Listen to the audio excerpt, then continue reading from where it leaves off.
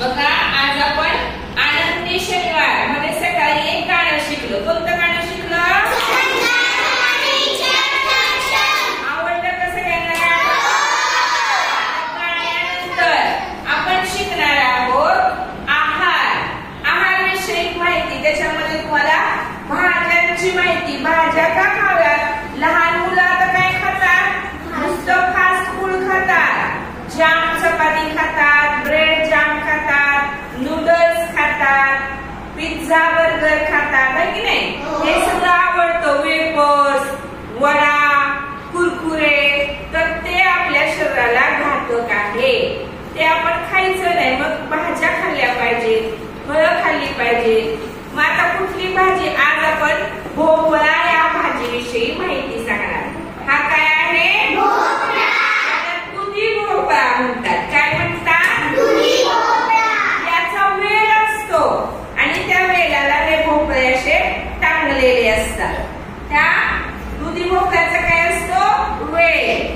मग या दुधी भोपळ्यापासून अनेक पदार्थ बनवले जातात. दुधी भोपळ्याची भाजी असते, दुधी भोपळ्याचा हलवा असतो. जसा आपण शिरा करतो, गाजर हलवा करतो, तसा त्या भोपळ्याचा हलवा सुद्धा करता येतो. हा हलवा कसा करायचा?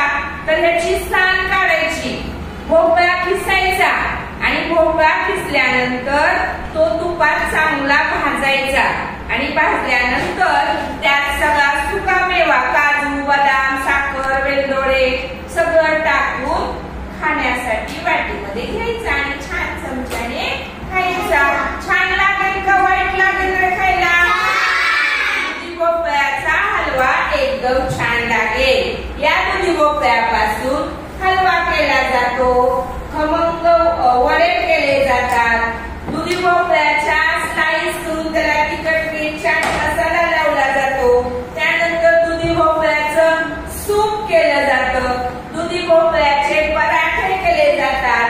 दुधी भोपळ्याच्या वड्या तयार केल्या जातात. दुधी भोपळ्याच्या पुऱ्या पण तयार केल्या जातात. पुऱ्या आहेत. त्यानंतर दुधी भोपळ्याचा लाटून पराठा सुद्धा केला जातो, थालीपीठ केलं जातं. असे अनेक पदार्थ त्या दुधी भोपळ्यापासून केले जातात. बघा दिसायला किती छान दिसतात पदार्थ.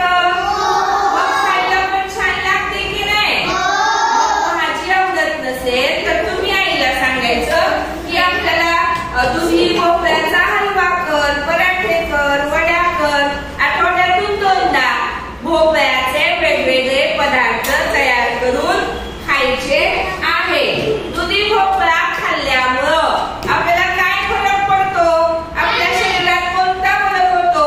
तर आपल्या शरीरामध्ये जे रक्त आहे त्या रक्तात हिमोग्लोबिनचं प्रमाण चांगलं ठेवलं जातं. त्यानंतर दुधी भोपळा खाल्ल्यामुळं वजन नियंत्रणात राहतं. आपल्या अंगावरची चरबी वाढते, ती चरबी प्रमाणात राहते आणि अशा प्रकारे पाण्याची पातळी सुद्धा शरीरातली योग्य प्रमाणात ठेवली जाते.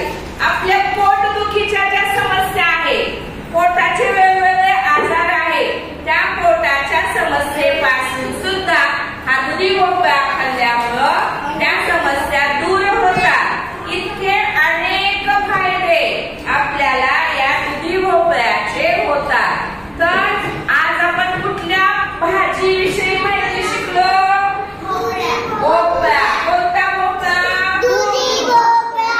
घरी गेल्यावर आईला काय सांगायचं?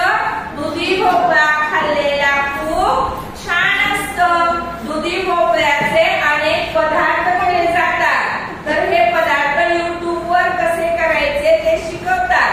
तसं शिकून तू आम्हाला दर गुरुवारी वेगळा भोपळ्याचा पदार्थ